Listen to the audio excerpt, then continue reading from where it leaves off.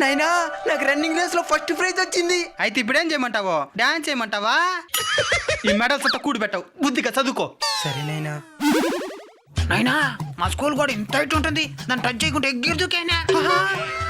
దాన్ని high jump అంటారంట, నేను నేర్చుకుంటానైనా. High jump నేర్చుకుంటావా? అడక తినేదానికా?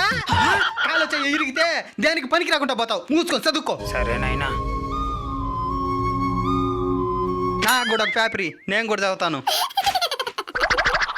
ఈసారి ఒలింపిక్స్ లో ఒక్క గోల్డ్ మెడల్ కూడా సాధించని భారత్.